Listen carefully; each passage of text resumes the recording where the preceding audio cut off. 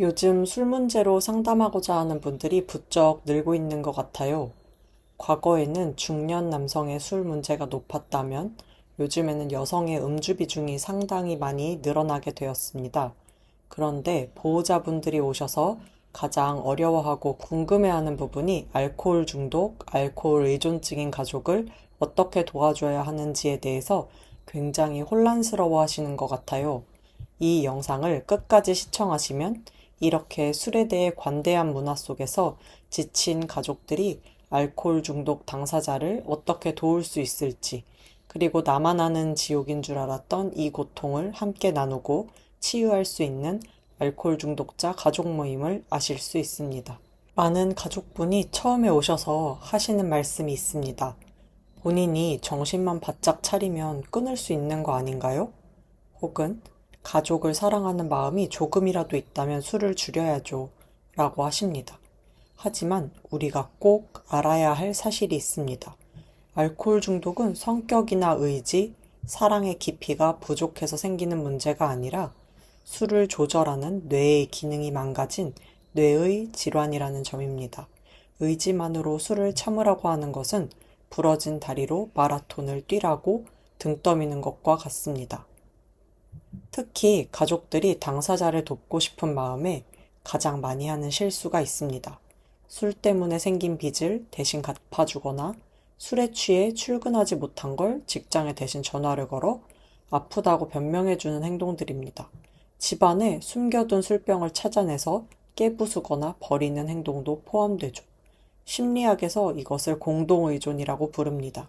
당사자를 위하는 마음에서 한 행동이겠지만 역설적이게도 이 행동들은 당사자가 자신의 술 문제로 인한 사회적, 경제적 결과를 스스로 마주할 기회를 완전히 빼앗아 버립니다. 내가 술을 마셔도 결국 가족들이 다 해결해주네? 라는 무의식적인 안도감을 주어서 치료의 필요성을 뼈저리게 느끼는 이른바 바닥 경험을 자꾸만 늦추고 중독을 장기화하는 독이 될 수 있습니다. 제가 정신건강복지센터에서 만났던 한 아내분도 그러셨어요.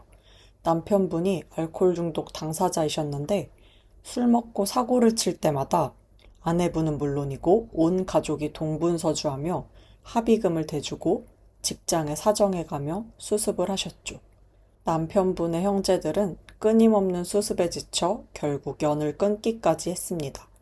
하지만 아내분만큼은 끝까지 포기하지 않고 저희 센터를 찾아오셔서 입원비 지원도 받으시고 가족교육 같은 다양한 정보를 얻어가며 남편분을 도우려고 애쓰셨습니다. 그런데 입원비 지원 기간이 끝나고 남편분이 퇴원해서 일상으로 돌아오자마자 마치 관성처럼 다시 음주를 시작하셨습니다. 반복되는 상황 앞에서 제가 보호자분, 이제 그만 수습하셔야 남편분이 멈춥니다. 라고 말씀드렸을 때 아내분은 엄청나게 혼란스러워 하셨어요. 애 아빠인데 어떻게 그냥 보고만 있어요. 본인도 이번엔 진짜 잘해보겠다고 하는데요. 하면서 답답해 하셨죠. 그렇다면 이 혼란스러운 상황 속에서 보호자는 도대체 무엇을 해야 할까요? 첫 번째 원칙은 당사자가 술에 취해 있을 때 그 어떤 대화나 타협, 훈계도 하지 않는 것입니다. 취중 대화는 이성적인 소통이 절대 불가능합니다. 오히려 감정 싸움이나 폭언, 상처뿐인 다툼으로 번질 뿐이죠. 술을 마셨을 때는 단호하게 대화를 거부하시고 모든 이야기는 당사자가 술이 완전히 깬 맨정신일 때 진행하셔야 합니다. 두 번째는 대화의 방식을 바꾸는 것입니다. 맨정신인 가족을 향해 너 왜 또 술 마셨어? 너 인간이 언제 철들래? 라는 식의 비난을 던지면 당사자는 방어 기제가 발동해 또다시 술 속으로 도망치는 악순환이 생깁니다. 이때는 나를 주어로 삼는 I 메시지를 사용해 보세요. 너가 술을 마시고 연락이 끊기면 내가 매일 밤 가슴이 뛰고 너무 불안해서 잠을 잘 수가 없어. 너가 건강을 정말 크게 잃을까봐 두려워. 라고 나의 솔직한 감정과 상태를 객관적으로 전달하는 것이 훨씬 효과적입니다. 세 번째는 정말 냉정해 보이지만 가장 중요한 결과 감당하게 하기입니다. 술에 취해 거실을 엉망으로 만들었거나 넘어져서 다쳤더라도 그걸 가족들이 묵묵히 치워주거나 약을 발라주며 수습하지 마세요. 다음날 아침 자신이 난장판으로 만든 거실을 맨 정신으로 마주하고 스스로 치우게 해야 합니다. 자신의 음주가 주변 사람들에게 어떤 피해를 주고 있는지 온전히 스스로 자각할 수 있도록 건강한 거리두기를 유지하셔야 합니다. 다만 명심하셔야 할 부분은 술 문제가 심각한 폭력이나 위험으로 이어지지 않을 때, 그럴 때 해당하는 내용입니다. 만약 심각한 폭력이나 위협적인 상황이 발생한다면 무엇보다 신속하게 경찰에 신고하고 전문가에게 도움을 요청하는 것이 최우선이 되어야 합니다. 여기까지 들으시면서 그걸 어떻게 옆에서 보고만 있나 속이 터진다 하시는 분들 분명 계실 겁니다. 맞습니다. 결코 쉽지 않은 일입니다. 그래서 당사자보다 보호자 여러분의 회복이 먼저라고 말씀드리는 것입니다. 중독자 곁에서 오랜 시간 고통받은 가족들은 자신도 모르게 만성적인 불안과 우울, 심한 무력감에 빠져 함께 병들어갑니다.